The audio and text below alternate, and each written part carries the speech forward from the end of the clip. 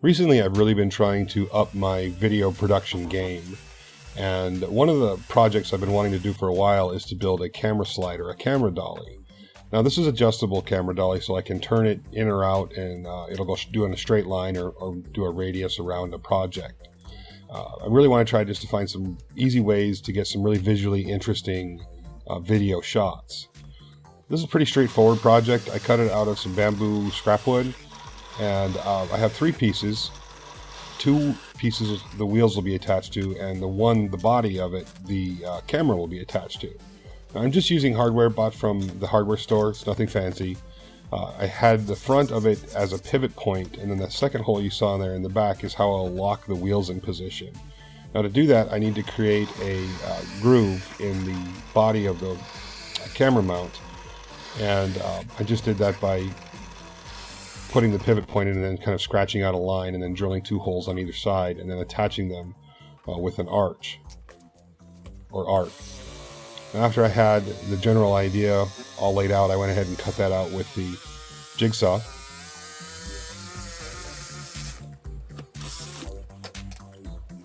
And then I want to recess the heads of these hex nuts into the bottom of the wheel housing or the wheel assembly.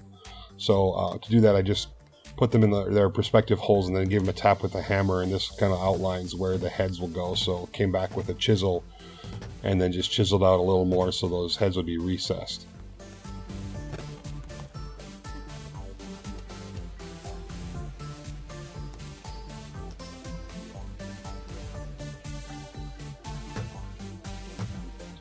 Now, to mount the wheels on this, I'm not doing anything fancy, and they need to be pretty straight to each other.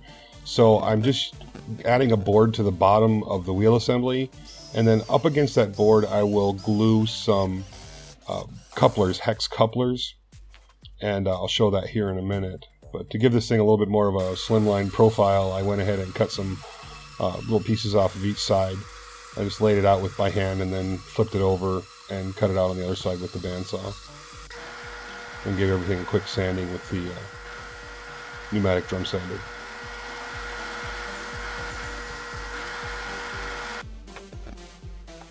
Now, once I had all the parts cut out, it was pretty much just, assembling all the little parts left, and it was epoxy that I'm using there to put the bolts in with.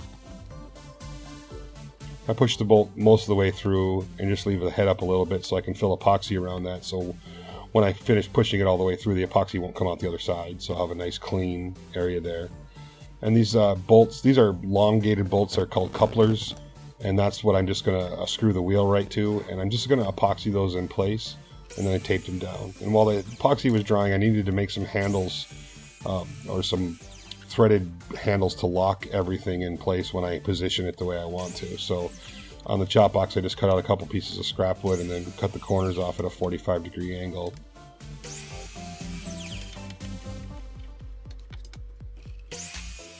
And then drilled some holes for the knobs there. Now, I'm not going to do anything crazy. I'm just tapping it with it's a 3/8 tap, which will match the thread on the bolts. I'm just tapping it right into the hardwood there. The assembly is real easy. You just drop the pivot bolt in, and then on the second bolt, the slide bolt, we'll call it, the knob goes on, and that just locks everything in position so it stays the way I want it to. And everything on this is just hand tight. I mean, I didn't really have to even wrench anything down. So, and then the wheels, I'm using assembly line wheels. You can use skateboard wheels, or inline skate wheels would probably work best. And makes it real easy for construction. So there you go. I mean, it's just real simple. It's really smooth, and it was just time to test it out. So I drilled a 3/8 hole in the bottom of it, and my camera mounts to a 3/8 hole, which was kind of nice. And then I just took some shots, just playing around with it. It definitely needs some practice, and you have to be on a really flat surface, because if it's not a real flat surface, like my bench had some sawdust on it and there was kind of some, shaky, but on a real flat surface, I got some pretty nice smooth shots. So I was really happy with the result of this. I mean, the build barely cost anything. It was pretty much scrap wood and parts I had laying around, and it turned out to get some really fun shots. So thank you very much for watching. Don't forget to subscribe if you're not already. We do 3 videos every week and sometimes even more. Talk to you soon.